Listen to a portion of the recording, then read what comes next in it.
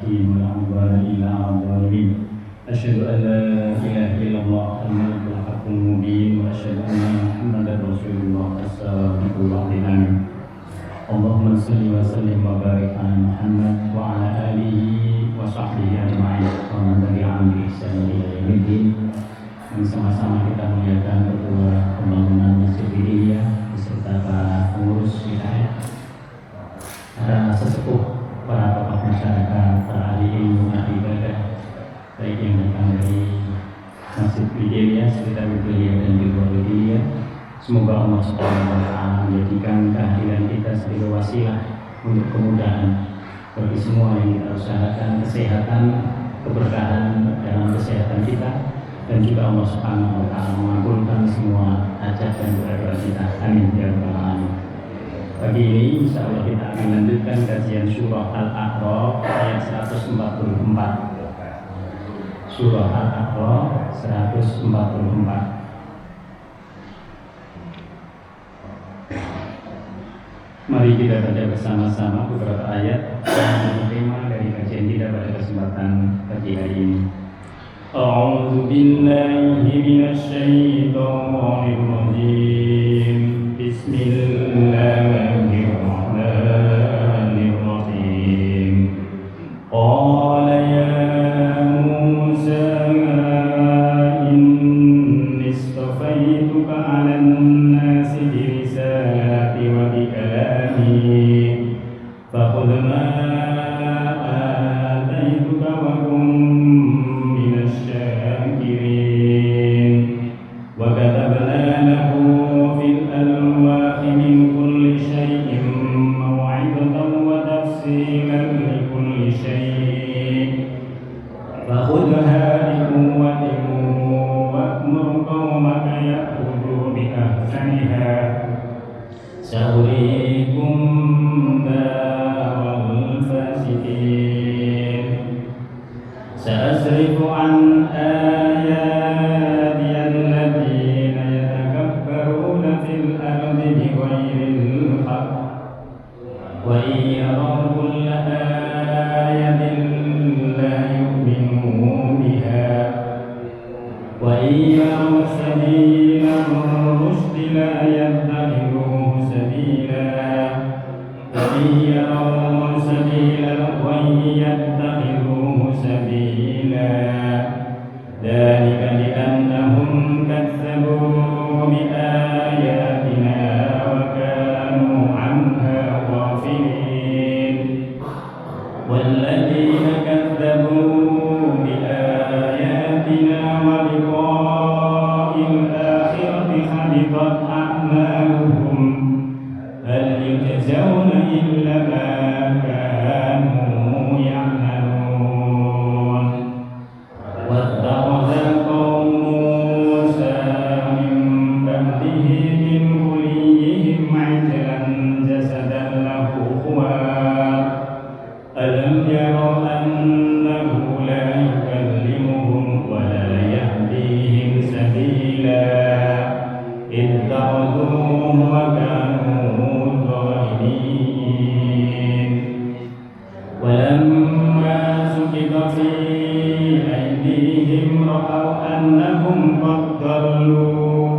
قالوا لئن لم يرحمنا ربنا ويغفر لنا لنكونن من الخاسرين ولما رجع موسى إلى قومه غضبان آسفا قال بئس ما خلفتموني من بعدي أعجلتم أمر ربكم وألقى الألواح وأخذ برأس أخيه يجره إليه قال ابن أم إن القوم استضعفوني وكادوا يقتلونني فلا تشمت بي الأعداء ولا تجعلني مع القوم الظالمين قال رب اغفر لي ولأخي وأدخلنا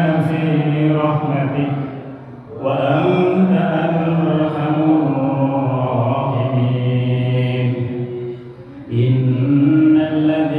اتخذوا العجل سينالهم غضب من ربهم وذلة في الحياة الدنيا كذلك نجزي المفترين والذين عملوا السيئات ثم تابوا من بعدها وآمنوا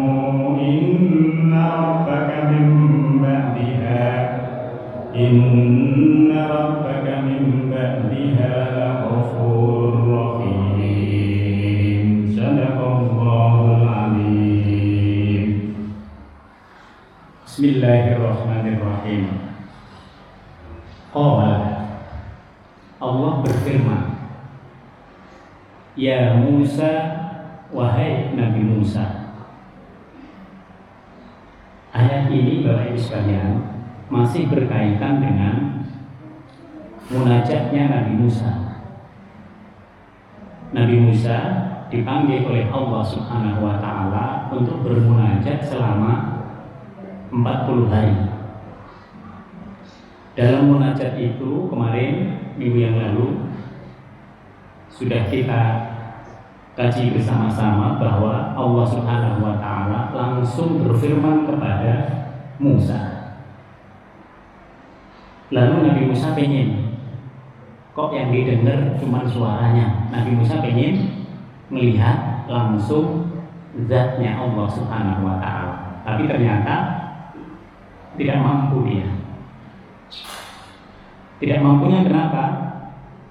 Allah belum tajalli, Allah belum menampakkan dirinya. Allah baru menyuruh kepada Nabi Musa alaihissalam untuk melihat gunung yang ada di sebelahnya. Kalau nanti Allah bertajalli di gunung itu lalu tidak terjadi apa-apa, maka Musa bisa melihat.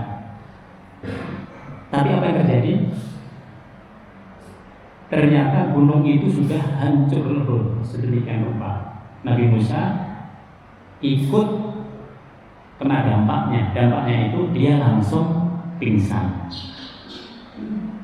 Ini menandakan bahwa siapapun tidak bisa melihat Allah.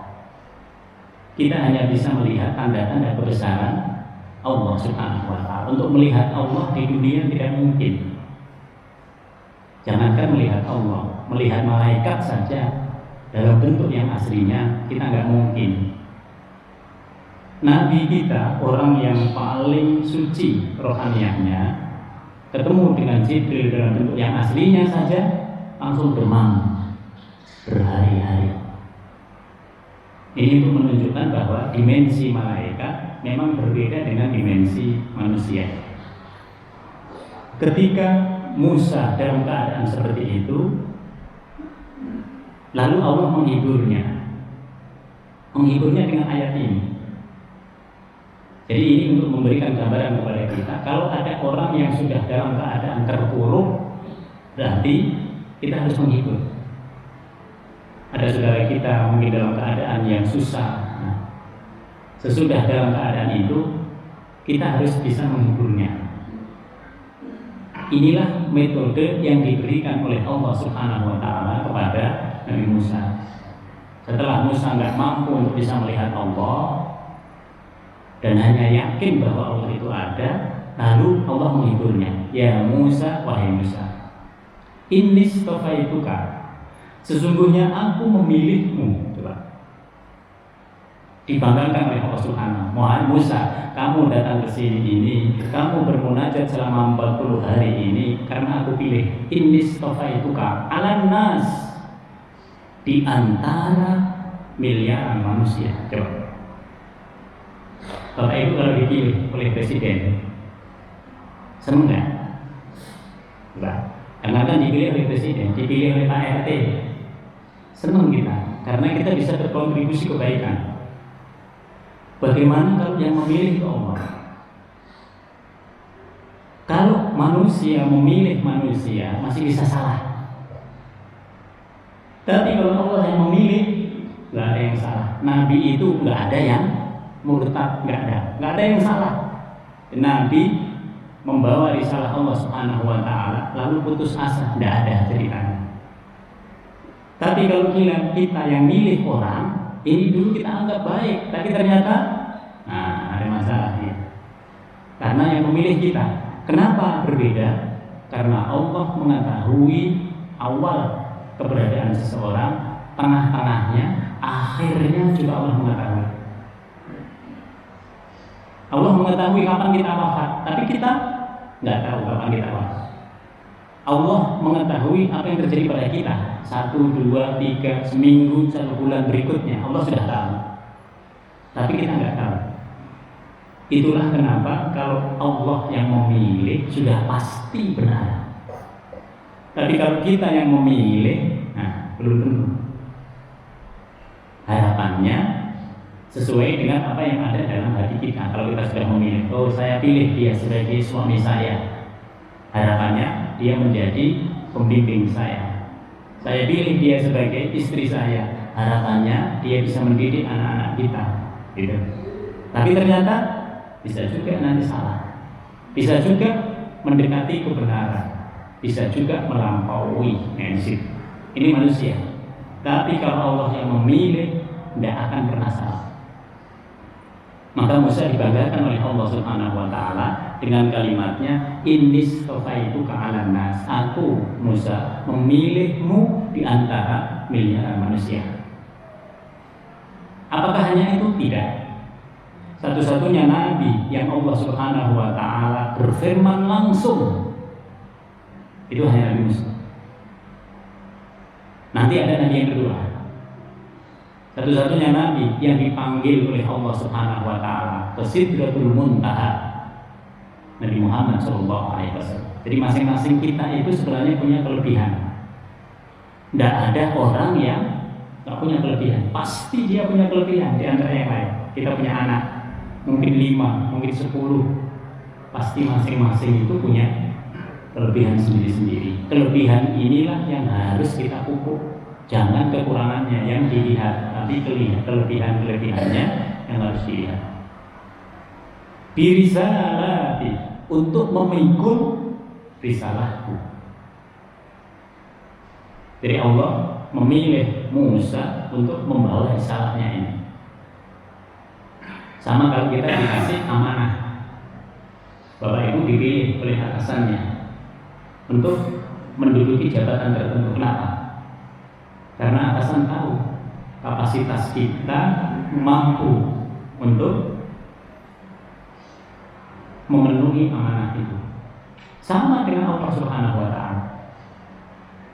Nabi Musa dipilih oleh Allah Subhanahu wa taala di antara kaum Bani Israel untuk melawan Fir'aun, melawan raja yang sudah ratusan tahun tidak ada bandingannya. Tapi nanti dia dikalahkan oleh Nabi Musa. Birisalati, untuk membawa risalahku. Artinya apa? Artinya kalau kita diberikan kepercayaan oleh atasan, oleh Allah Subhanahu wa taala, yang itu sesungguhnya juga dari Allah, maka sebenarnya berat. Kita punya keberatan, kita punya sesuatu yang kita emban, yang sulit mungkin.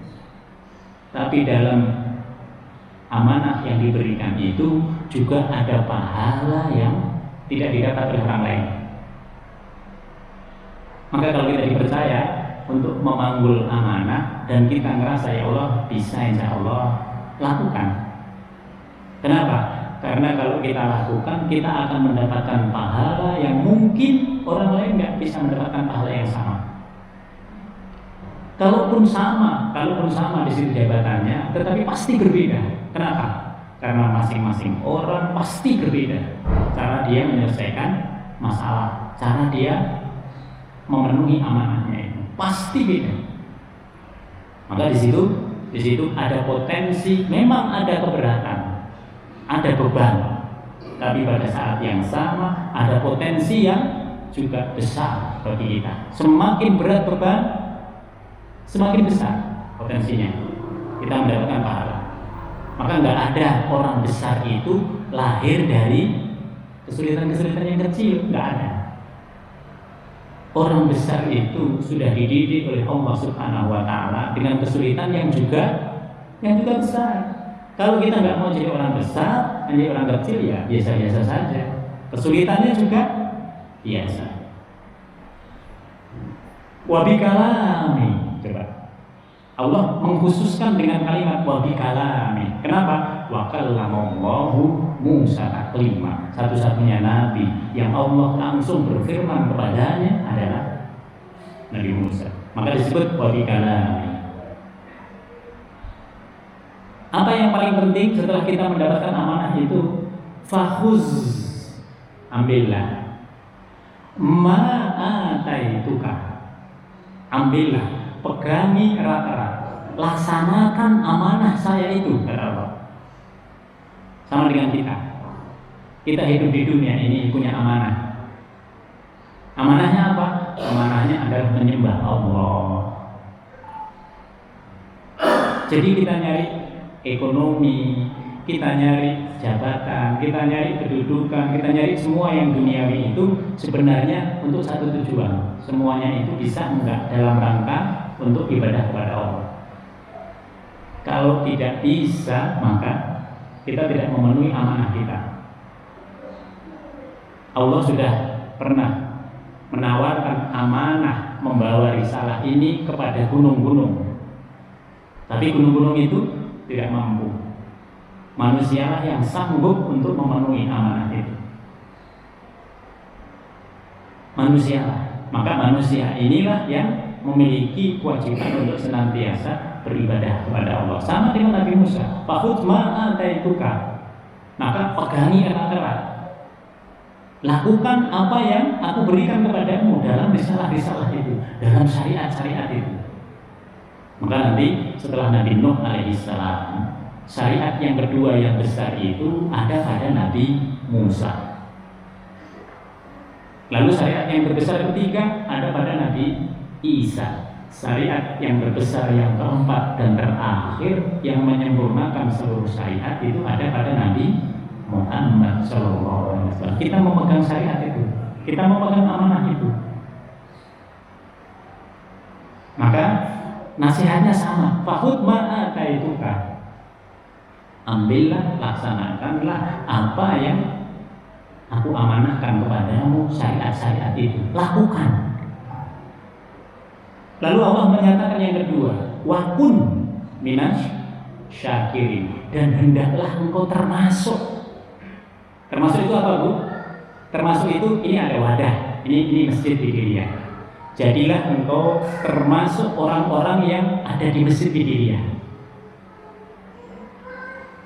Jadilah engkau termasuk orang yang bersyukur. Orang yang bersyukur itu punya tingkatan berbeda-beda. Ada yang dia bersyukur kalau dikasih, ngerasa dikasih. Ada yang dia bersyukurnya itu dia sudah merasa. Dia sudah merasa bahwa umur dia, kehidupan dia, semuanya itu dari Allah Subhanahu wa taala. Maka ibadah dia itu adalah kesyukuran. Kenapa kita kumpul di sini? Kita alhamdulillah dikasih nikmat sehat, kita bisa di sini, dan kita di sini ini menambah kebahagiaan kita. Kenapa kita sholat? Sholat itu kita tidak mau melihatnya sebagai perintahnya Allah, itu kesyukuran kita. Maka dalam ibadah itu bertingkat-tingkat. Orang bisa sholat karena merasa diperintah oleh Allah. Bapak Ibu bisa lihat kalau kita merintah anak-anak, dimulai dari perintah. Orang kenapa sholat? Saya merasa butuh sama sholat. Kalau sudah lama kita merasa butuh sama sholat itu. Kenapa kita sholat? Sholat itu kesyukuran kita. Kalau orang sholatnya itu kesyukuran, badan kita ini tidak akan kuat untuk mengikuti kesyukuran kita. Tapi kalau sholat kita itu hanya sekedar memenuhi kewajiban, ya udah, habis sholat ya udah. Bisa jadi sholatnya cepat-cepat, bisa jadi sholatnya tidak khusyuk, bisa jadi asal sholat. Kenapa? Ya karena udah selesai kewajiban saya kalau saya tidak sholat. Tapi kalau orang sholat itu karena syukur, dia akan menikmati sholatnya itu. Rukuk demi rukuk, rakaat demi rakaat, Perubahan demi perubahan itu dia nikmati. Betapa indah dalam sholat itu, sehingga sholat itu menjadi terapi baginya. Wa ju'ilat qurratu 'aini fi sholat, kata Nabi. Dan dijadikanlah sholat itu sebagai pelampiasan dari semua yang ada dalam kehidupanku. Kita senang sholat, jadinya nggak takabur. Kita sedih sholat, jadinya tidak terlalu sedih. Terus bisa berada pada kondisi yang terbagus, karena memang kita sudah menjadi wakun minasyakirin. Jadilah engkau termasuk. Jadi kita harus masuk dulu. Untuk bisa masuk menjadi orang-orang yang bersyukur itu harus dibiasakan. Tidak mungkin tidak biasakan. Jadilah engkau termasuk orang yang berinfak. Berarti harus infak dulu. Kalau infaknya baru sekali, 2 kali, sering diomongin, ngomong kemana? Oh saya sudah infak loh, saya sudah ini, saya ini, begitu. 1-2 kali. Tapi kalau yang infaknya sudah biasa, udah nggak ngomongin lagi. Kenapa? Sudah biasa. Nggak ada yang perlu diomongin. Sama kalau kita sholat. Apakah sholat 5 waktu kita omongin? Enggak. Yang kita omongin yang mana? Sholat duha kita omongin. Aku udah sholat duha. Nah, gitu. Sholat malam kita omongin, gitu. Tapi kalau udah sholat malam terus sepanjang tahun, dia nggak perlu lagi ngomongin lagi. Kenapa? Karena itu sudah menjadi sesuatu yang biasa. Maka untuk bisa menjadi orang yang bersyukur itu tidak bisa tiba-tiba, tapi harus dibiasakan. Oleh karena itu istiqomah itu membuat kita mudah ikhlas. Mudah ikhlas itulah yang kemudian membuahkan kita mampu bersyukur. Ada apa bersyukur? Ada apa? Sakit pun dia bisa bersyukur. Ada orang begitu dikasih sakit, waduh, udah kemana-mana deh, gitu. Nyalain banyak pihak, itu semua salah semua. Yang benar cuma dia yang sakit. Tapi ada orang yang begitu dia diberikan oleh Allah sakit, dia alhamdulillah ya Allah, saya harus evaluasi. Saya harus begini, harus begini, harus begini. Oh, Allah mengurangi dosa-dosa saya dengan bersyukur. Sakit pun bisa orang bersyukur. Maka di sini waqum minasyakirin. Wa katabna lahu fil alwah, dan kami tuliskan untuk Musa syariat-syariatnya Allah itu fil alwah, yaitu pada alwah. Apa disebut dengan alwah? Pada tempat-tempat yang di situ Taurat itu ditulis. Kalau kita sekarang, alwah itu lembaran-lembaran kertas. Dulu dia dari kayu. Karena belum ada kertas, belum ada pabrik kertas dulu, maka ditulisnya itu di kayu. Ini disebut lauh. Lauh itu nanti jamaknya bil alwah. Dan kami tuliskan Taurat itu fil alwah. Nanti Al-Quran juga begitu. Bedanya apa? Bedanya nanti Taurat ini hilang. Tidak ada satupun orang yang bisa menghafal Taurat. Satu-satunya kitab yang mukjizat yang bisa dihafal nanti adalah Al-Quran. Supaya apa? Supaya sampai hari kiamat dia tetap menjadi petunjuk bagi manusia. Makanya yang lain hilang semuanya. Tidak ada yang hafal Taurat itu selain Nabi Musa alaihissalam, dan dalam riwayat dikatakan Nabi Musa dan Uzair. Lainnya nggak ada. Injil juga begitu, nggak ada yang hafal Injil. Tapi yang hafal Al-Quran banyak sekali. Banyak anak-anak kita yang sekarang sedang menghafal Al-Quran. Ribuan orang sudah menghafal Al-Quran. Ada saudara-saudara kita juga sudah menghafal Al-Quran. Kita sendiri kan juga mudah hafal ya, Bu ya. Bukan 30 juz, tapi juz 30 ya, mendingan lah juz 30. Nah, di situ. Maka di sini wa katabna lahu fil alwah min kulli syai', yang di dalamnya itu mau'idatan, ada pelajaran dari segala hal yang diperlukan dalam kehidupan. Allah menyebutnya min kulli syai'. Tentu yang disebut dengan min kulli syai' ini adalah sesuai dengan keadaan yang ada pada waktu Nabi Musa itu. Nanti ketika Nabi Isa alaihissalam hidup, syariatnya masih sama dengan Nabi Musa. Bedanya apa? Bedanya dalam Injil nanti banyak sekali puji-pujian, banyak sekali sholawatan kalau bahasa kita, banyak sekali puji-pujian dalam Injil. Tapi syariatnya masih persis sama dengan Nabi Musa alaihissalam. Tapi nanti begitu Al-Qur'an baru berubah. Maka di sini ada mau'idah. Mau'idah itu apa? Mau'idah itu sesuatu yang bisa diambil pelajaran. Bu, mari kita dengarkan mau'idah hasanah. Mau'idah hasanah itu artinya nasihat-nasihat yang baik. Jadi syariat itu adalah nasihat. Al-Quran ini adalah nasihat. Kita baca Al-Quran. Tujuannya apa? Supaya hati kita ternasihati. Kenapa begitu? Karena nasihat yang paling mudah masuk ke dalam hati kita itu adalah Al-Quran. Yang kedua, As-Sunnah atau Al-Hadis. Kenapa begitu? Ibu mau dinasihatin orang lain? Enggak. Dia kalau nasihatin begini. Enggak mau kita dinasihatin. Bapak mau dinasihatin sama dia? Enggak. Kenapa? Karena dia begitu. Nah itu. Kita sering menghitung kembali kalau dinasihatin oleh orang. Tapi kalau yang menasihati adalah Al-Quran, lebih mudah masuk di hati kita.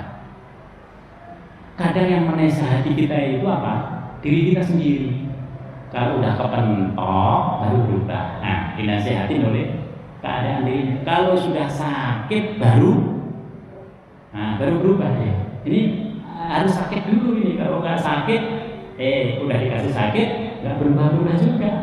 Ya, itu manusia. Jadi manusia itu lebih keras sebenarnya dari yang lain-lain. Kalau dia memang keras hatinya, udah dikasih berbagai cobaan segala macam pun nggak sadar dia. Nah, di situ.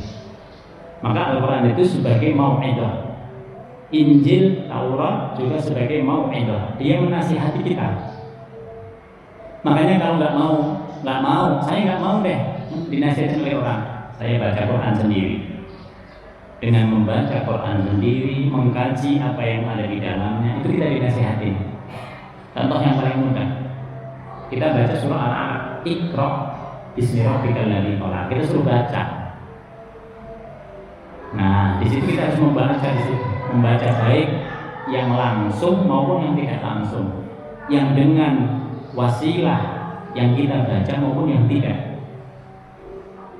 Maka di sini jelas sekali mau'idah. Wa tafsilan likulli syai'. Dan dia juga memberikan penjelasan yang detail dari likulli syai' terhadap segala sesuatu, terutama yang berkaitan dengan hukum.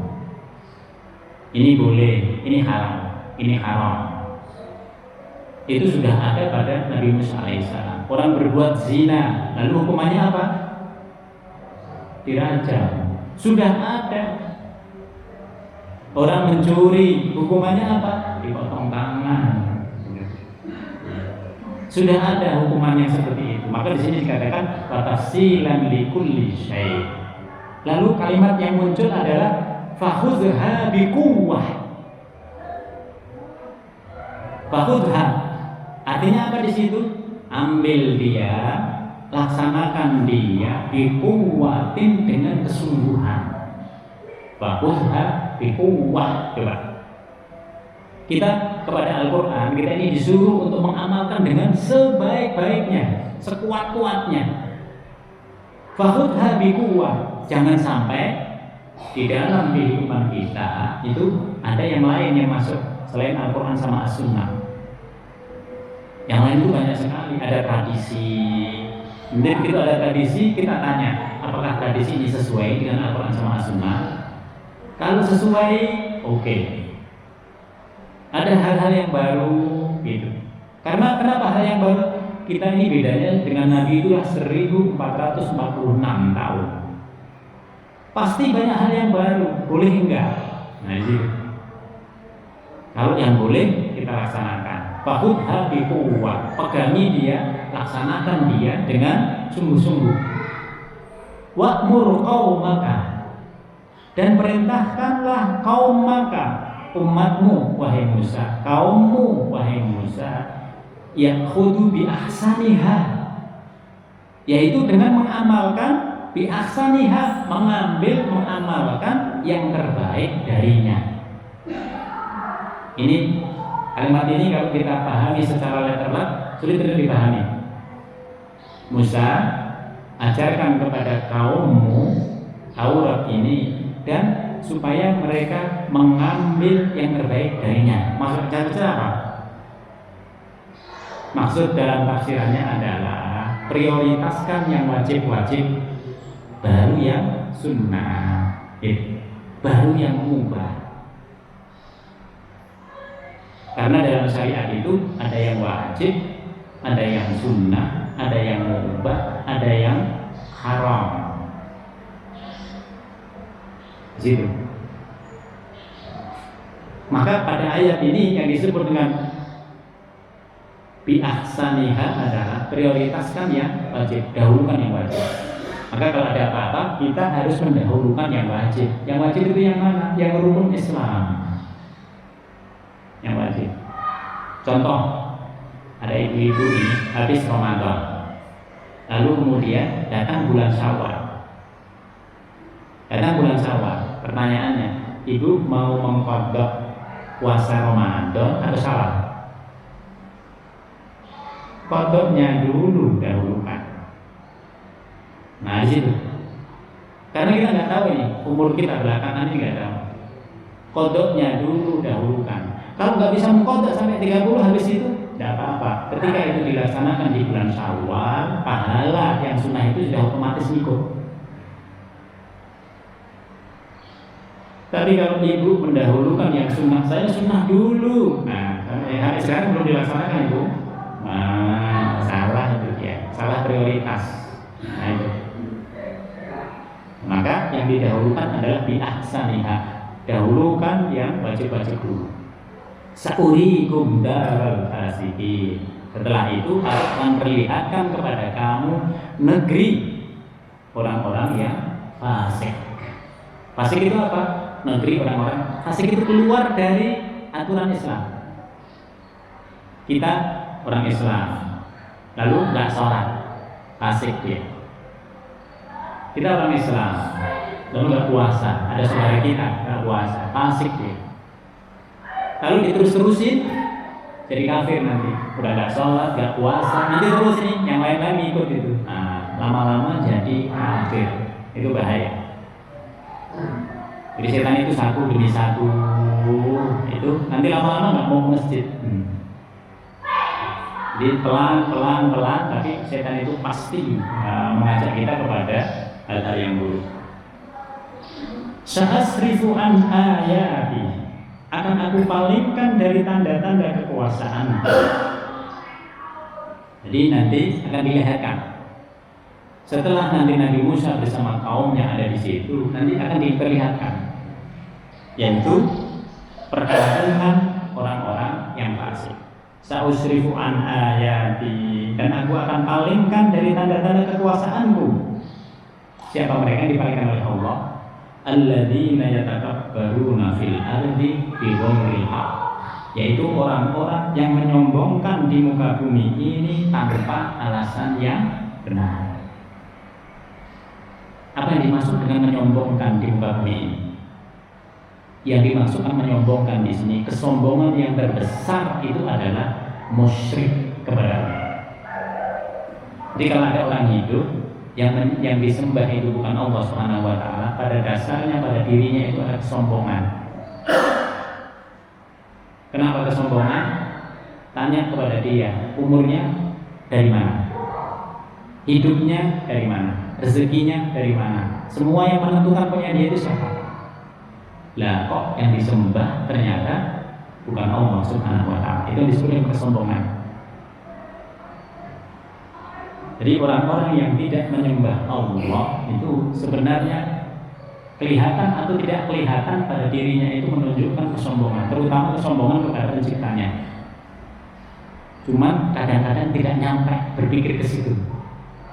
Yang dimaksud dengan kesombongan itu saya sombong pada orang lain. Si itu sombong pada orang lain lagi, gitu. Yang kaya sombong kepada yang miskin. Itu kesombongan biasa. Kesombongan yang sesungguhnya adalah orang yang sudah menerima semua dari Allah, tapi menyembahnya bukan Allah. Orang punya majikan, tapi yang diikuti itu si ononya itu orang lain. Nih, lah yang gaji siapa, yang ngasih siapa, kok yang diikuti orang lain. Itu yang disebut dengan kesombongan. Wa iyyara kulla ayatin la yu'minu biha. Kalaupun mereka melihat tanda-tanda kekuasaanku, mereka tetap tidak akan beriman. Banyak sekali orang-orang yang sudah mengetahui kebenaran Islam, tapi ternyata nggak masuk Islam. Ngomonginnya tentang Islam, konten-kontennya tentang Islam, tapi nggak masuk Islam. Itu tinggal satu apa ini namanya, satu jengkal dari yang diomongin ke hatinya, itu cuma satu jengkal, tapi ternyata nggak masuk Islam. Alasannya bermacam-macam. Nah, coba dia sudah melihat banyak-banyak tanda kebesaran Allah, tapi tetap tidak beriman. Wa iyyaru sabila rusdi la yattakhidhu sabila. Dia sudah tahu jalan-jalan menuju kepada petunjuknya Allah. Ada masjid, ada orang-orang sarungan, ya kan? Tapi dia nggak mau pakai sarung. Nah, ada orang-orang pakai mukena. Sudah tahu mereka beribadah kepada Allah, sudah tahu mereka yang paling taat dalam agama, tapi ternyata nggak mau. Banyak sekali. Udah ada masjid, ya kan? Azan setiap 5 kali dikumandangkan, tapi ternyata tidak beriman juga. Jangankan yang begitu, sudah dalam keadaan keimanan pun nggak mau dia menginjakkan kakinya di masjid. Lah, gimana? Bagaimana kita mau bisa menginjakkan kaki kita di surga kalau ke masjid aja nggak mau menginjakkan kaki? Coba. Oh, saya bukan di sini Pak, saya masjidnya di Mekah. Nah, jadi kalau saya sholat Jumat itu ke Mekah. Wa iyyaru sabilal ghayyi. Kebalikannya, kalau dia melihat jalan-jalan kesesatan, ya tapi dulu sabila, itu yang paling mudah buat ini. Saya bisa lihat jalan-jalan yang sesat, perbuatan yang tidak baik, itu nggak usah diajarin, bisa nggak usah diajarin. Kenapa? Karena kecenderungan dari hawa nafsu kita ke situ. Bapak Ibu pengen ngajari orang ke tempat-tempat keburukan, bawa dia sekali, habis itu lepas berikutnya, udah canggih dia. Tapi coba kita ajak dia ke tempat ini ngaji sama kita, gitu. Udah ngaji sama kita berapa bulan? 6 bulan. Tahu tadi yang diomongin? Kagak, gitu. Jadi yang didengerin apa? Nggak tahu. Saya mikir yang lain katanya. Nah, itu rekodnya. Jadi orang-orang yang musyrik kepada Allah Subhanahu wa taala itu kalau diajak kepada jalan-jalan keburukan, cepat dia. Yattakhidhu sabila.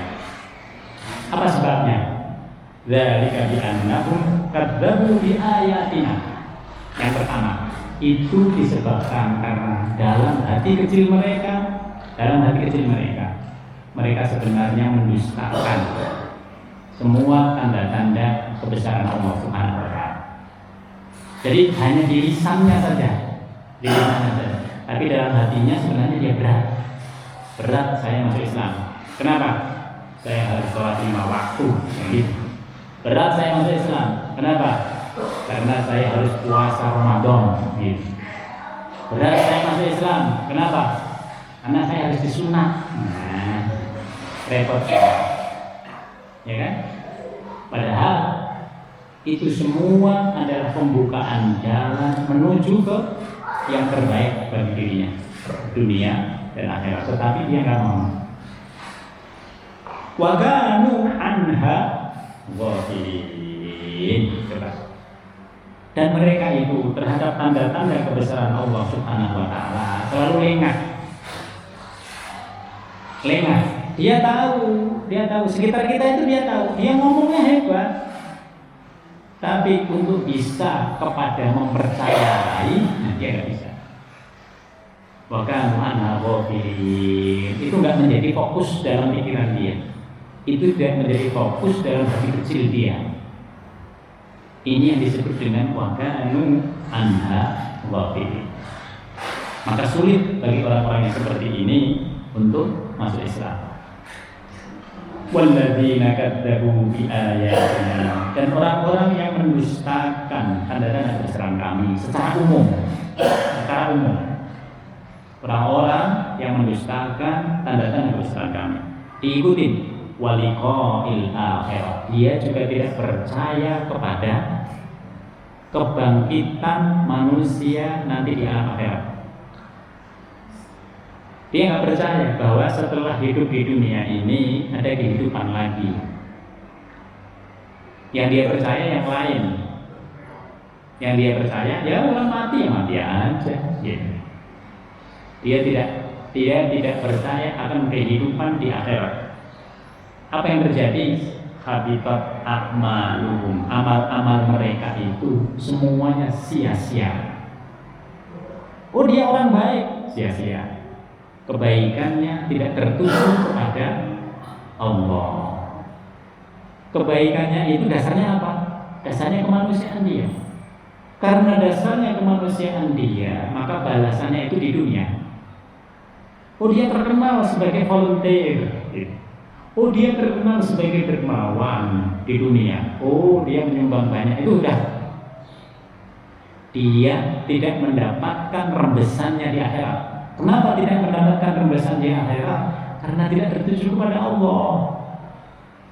Karena yang dia lakukan sama sekali tidak tertuju kepada Allah. Kalau kita mau kemana-mana kita nyebut Bismillah. Ada apa-apa? Ya Allah. Itu kita. Mereka sekalipun tidak. Sehingga yang mereka lakukan itu atas dasar kemanusiaannya. Maka Allah mengatakan orang-orang yang tidak beriman kepada Allah, tidak beriman kepada tanda-tanda kebesaran Allah, lalu kemudian tidak beriman kepada hari akhirat, habitat amal. Kalau ada orang mengatakan begini, kalau gitu nggak adil ya Pak. Kenapa kita yang beriman bisa masuk surga? Kenapa yang tidak beriman mereka tidak masuk surga? Pertanyaannya itu dijawab dengan begini, Bapak kirim parcel ke saya, kira-kira nyampe ke tetangga saya apa enggak? Ya tidak lah. Nah itu. Kalau orang melakukan sesuatu untuk dirinya, kembalinya kepada dirinya. Tapi kalau orang melakukan sesuatu kepada Allah, dia akan kembali kepada dirinya dan juga nanti ada balasan dari Allah Subhanahu wa taala. Sangat logis. Maka kalau amalan-amalan dia ini tidak sampai kepada Allah, karena memang dia nggak pernah nyebut Allah, mengakui Allah saja tidak. Bagaimana Allah bisa memberikan balasan yang terbaik? Allah sudah cukup adil memberikan balasan di dunia. Dia sudah terkenal, dia sudah banyak orang, banyak semuanya yang dapat di dunia. Rewardnya itu banyak, penghargaannya itu banyak di dunia. Karena memang dia tidak tertuju kepada Allah Subhanahu wa taala. Maka di sini dikatakan habitat a'maluhum. Hal yujzauna illa ma kanu ya'malun. Hal yujzauna. Maka apakah yang dibalas oleh Allah Subhanahu wa taala tidak adil? Jika Allah hanya membalas sesuai dengan amalan yang dilakukannya. Nanti ketika dia sudah berada di alam akhirat, yang dibalas oleh Allah apa? Yang dibalas oleh Allah adalah amalan-amalan dia yang bertentangan dengan penyembahan kepada Allah. Dia nggak nyembah Allah, dia gunakan untuk membantu orang-orang yang tadi sabilal ghayyi, orang-orang dalam kesesatan justru dibantu sama dia. Ini yang dibalas oleh Allah sesuai dengan amalannya. Allah tidak melebih-lebihkan dalam membalas keburukan. Tapi kalau Allah membalas kebaikan, ibu sekarang infak 100.000, ikhlas karena Allah Subhanahu Wa Taala. Kira-kira di sisi Allah dapat 100.000? Apakah di sisi Allah dapat 100.000? Tidak, akan berlipat dia. Sebagaimana kita meletakkan uang itu di bank, dia akan berlipat ya. Di sisi Allah Subhanahu Wa Taala pelipatannya lebih banyak lagi. Maka di sini Allah kalau membalas keburukan tidak berlipat. Mereka yang akan dibalas oleh Allah di neraka sesuai dengan amalannya. Tapi kalau amal baik akan dilipat gandakan oleh Allah Subhanahu Wa Taala. Paling tidak 10, bisa sampai 70, bisa sampai 7.000, bisa sampai 7 juta, bisa sampai tidak terhingga. Nah, makanya Nabi memberikan saran kepada kita, jangan menyepelekan amalan. Kelihatannya sedikit, tapi kalau itu ikhlas karena Allah Subhanahu Wa Taala, yang sedikit itu bisa menyebabkan dia masuk surga. Kita pernah cerita dalam hadis ada seorang perempuan, dia berzina, dosanya banyak, tapi di tengah perjalanan itu ketika dia mau ngambil air, datang anjing kepada dia. Lalu dikasihlah anjing ini minuman dulu sebelum dia minum. Lalu apa yang terjadi? Itu menjadi sebab bagi masuknya dia ke surga.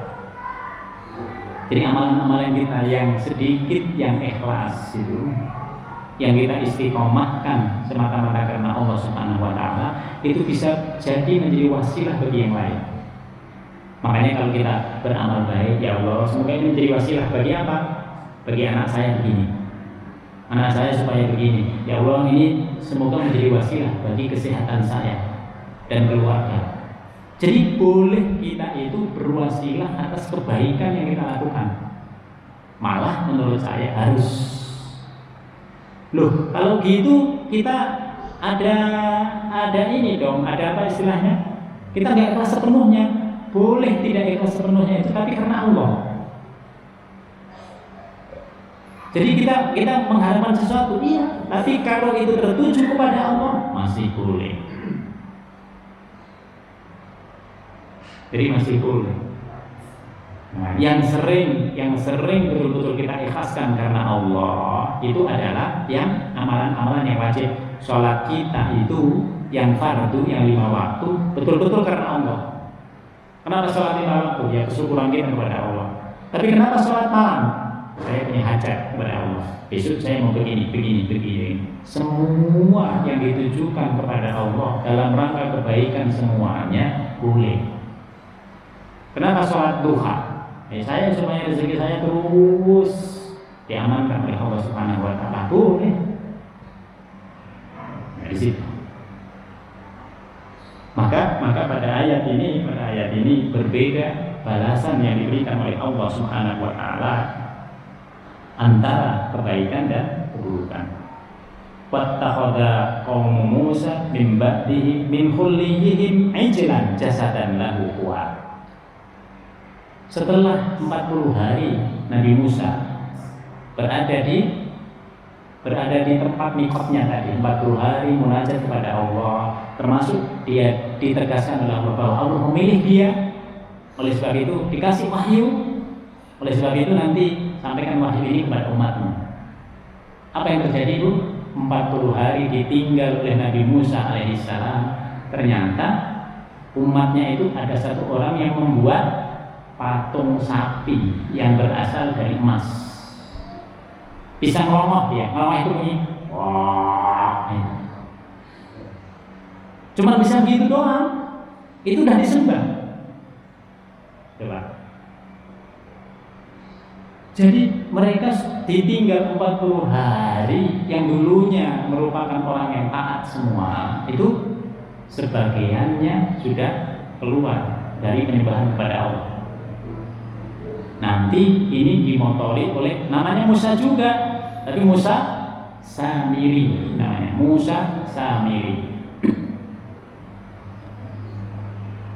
Alam yarau annahu la yukallimuhum wa la yahdihim sabila.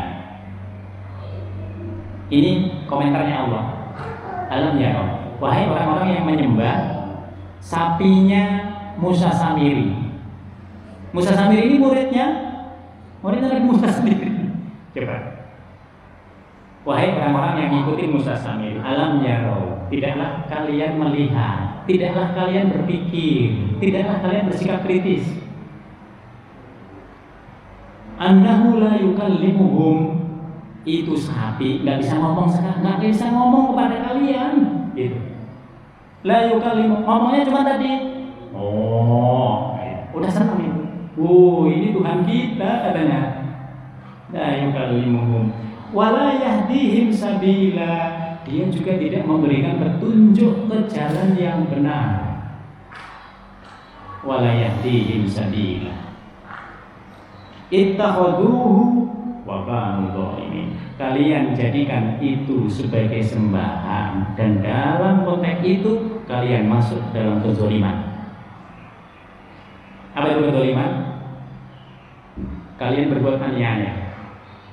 Sudah diselamatkan oleh Allah dari Mesir, sudah diselamatkan dari kejaran Fir'aun, lalu kemudian mengikuti syariat Nabi Musa supaya menyembah Allah. Begitu dikasih mainan sekali aja, langsung mereka ke situ. Coba.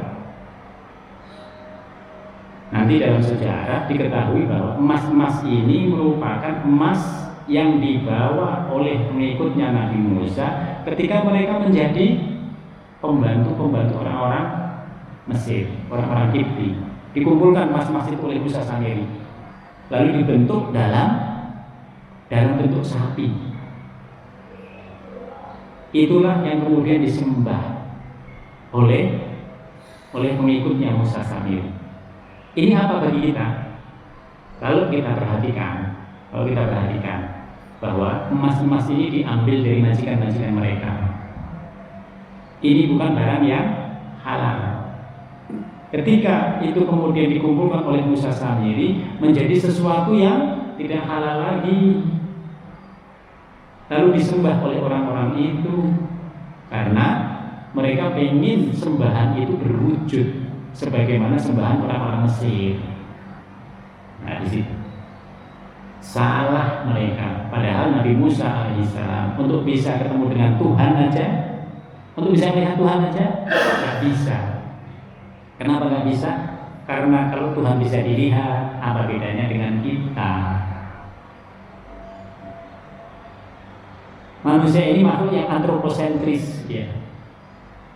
Kalau yang kita lihat itu kita yang membuat-buat sendiri, seperti patung emas ini, dia sebenarnya lebih rendah kedudukannya dari manusia. Kenapa kita menyembah yang lebih rendah? Harusnya manusia itu berpikir kritis. Berpikir kritisnya itu adalah menyembah hanya kepada zat yang supranatural, bukan yang natural. Kalau yang natural, ya sama. Yang paling istimewa itu adalah manusia, yang natural itu. Maka manusia harus mengikuti yang supranatural. Yang supranatural itulah yang mengatur semua kehidupan kita sehingga membawa kita selamat dari kehidupan dunia sampai kehidupan di akhirat.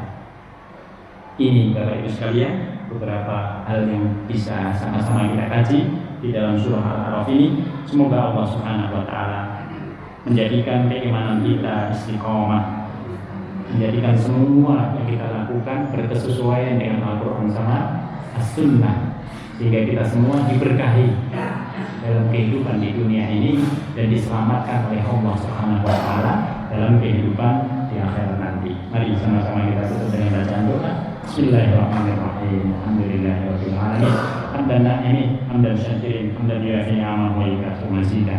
Ya Rabbana lakal hamdu kama yanbaghi li jalalika al-karim wa 'ali sultanik. Allahumma barik lana fi majlisina hadza wa barik lana fi usratina wa barik lana fi dzurriyyatina wa barik lana fi amalina wa barik lana fi amwalina wa barik lana fi dzurriyyatina rabbana innaka 'afuwwun karim tuhibbul 'afwa fa'fu 'anna.